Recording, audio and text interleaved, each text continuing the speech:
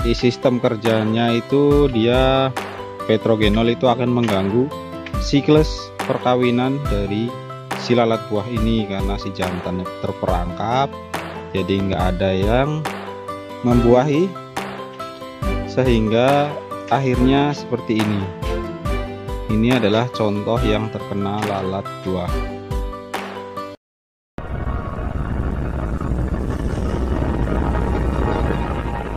Halo, assalamualaikum warahmatullahi wabarakatuh. Halo, apa kabar? Bagaimana keadaan kalian semua? Baik, sehat? Ya, mari kita budayakan menanam ya, sahabat semuanya. Karena dari petanilah kita bisa hidup. Coba kalau nggak ada yang bertani, semuanya ditanemin gedung, kita mau makan apa? Sedangkan kita tahu kan, kondisi saat ini pertanian kita semakin tahun semakin berkurang dikarenakan pertumbuhan penduduk, perpindahan lahan, peralihan fungsi lahan dari pertanian menjadi perumahan. Makanya sahabatku, cintailah petani dan hargailah petani.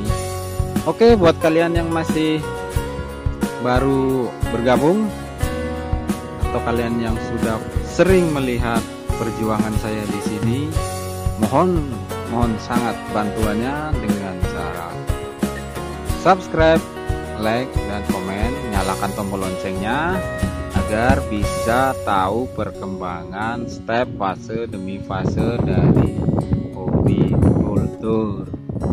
Oke, langsung saja.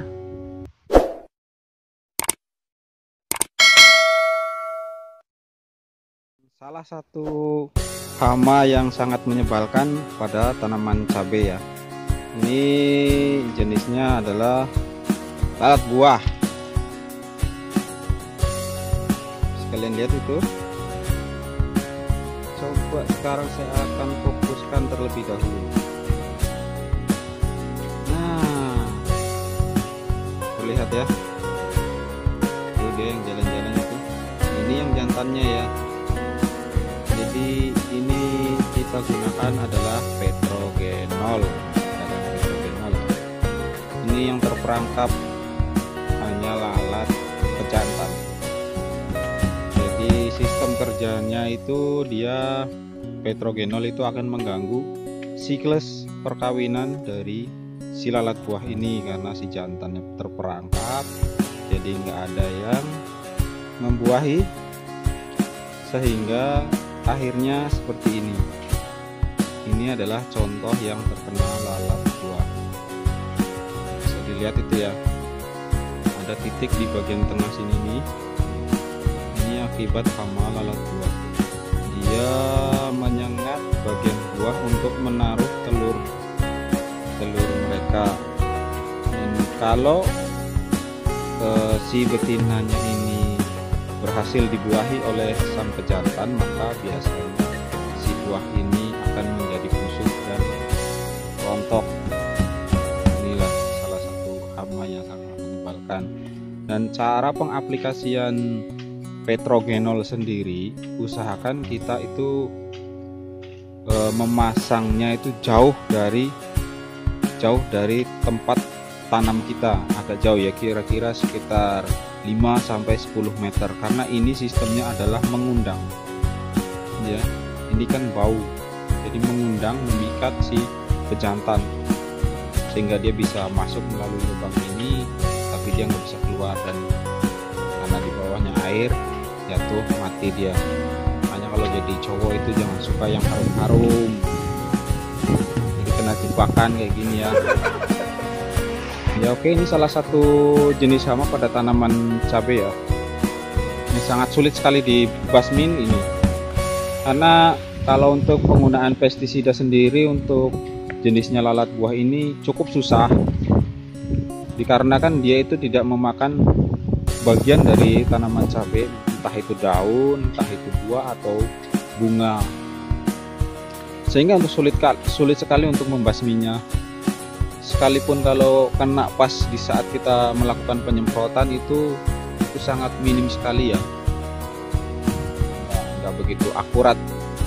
Jadi Jadi paling cocok ya mungkin ini Petrogenol, atau mungkin sejenis pestisida yang mengandung bau-bauan yang cukup menyengat. Ya, terus kapan sih waktu yang tepat untuk pengaplikasian si Petrogenol ini? Terus gimana sih kelanjutannya? Oke, jadi gini, untuk pengaplikasian Petrogenol itu sebaiknya itu dilakukan sedini mungkin. Semisal ini tanaman baru yang kita tanam, baru kita tanam 2 minggu, setelah usia 2 minggu bisa langsung diaplikasikan Petrogenol. Tujuannya apa? Jadi kita kan bertujuan itu mengganggu siklus perkawinan si lalat buah ini. Dikhawatirkan jika kita memasangnya di usia-usia generatif itu tetap akan terserang.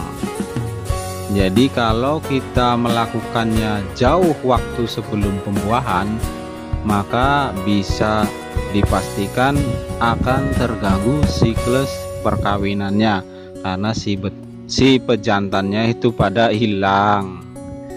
Ya mungkin segitu aja. Ini adalah persemaian kita,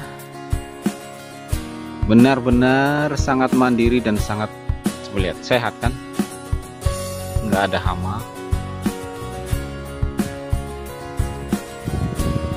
Jadi alasan apa lagi? Sangat menyenangkan untuk menanam ini. Ya, begini dia guys, saya habis melakukan panen di area percobaan tanaman yang 100 di lahan B. Saya sebut ini lahan B. Nah, ini lahan dari tani lokal sini yang sama-sama akan kita berdayakan. Jadi untuk hasil panennya nanti itu bisa kita untuk membeli sejenis pupuk kah, atau obat, pestisida, insektisida, atau mungkin fungisida. Inilah tujuannya. Makanya dari kemarin itu saya bilang kan, kalau ini tuh hampir nggak ada modal. Maksud saya itu seperti ini. Jadi mungkin modalnya hanya ada di awal-awalnya aja. Itu pun mungkin hanya sekedar pupuk dan pestisida. Dan untuk buat kalian, bagi kalian yang menggunakan sistem polybag, ini kan sistem polybag, pengairannya pun kalian bisa lihat sendiri ya, sangat-sangat terbatas di sini. Untuk sistem polybag, kalian bisa menanamnya entah di depan teras rumah pun bisa. Untuk pestisidanya sendiri itu sangat mudah. Kalau untuk tanaman sedikit, nggak terlalu banyak, mungkin antara 1 sampai 10 polybag, mungkin 10 tanaman itu kalian bisa menggunakan pestisida sendiri. Kalian bisa buat sendiri, bisa buat fungisida sendiri. Misal kalau kalian ingin fungisida, waktu pengaplikasiannya biasanya begitu intens di musim penghujan. Untuk menanggulangi busuk batang, kalian bisa menggunakan sejenis jahe, serai, atau mungkin bawang putih, kunyit. Tinggal kalian giling-giling, terus campur dengan air, kalian semprotkan menggunakan penyeprai. Bisa itu untuk fungisida. Sedang untuk pestisida sendiri itu sangat mudah sekali. Di rumah kalian pun pasti ada, yakin pasti ada. Kita bisa menggunakan merek dagang Sunlight ya, sabun cuci piring. Kalian bisa merollingnya, bisa menggunakan deterjen, tapi yang kelasnya soft ya, atau ringan. Semisal kayak obat ini ya, pelantai, nah, itu yang liquid itu, atau mungkin cuci baju itu yang harum-harum. Karena aromanya yang harum itu bisa menangkal hama. Dan sifat sabun yang fleksibel ya mungkin ya, atau elastis mungkin.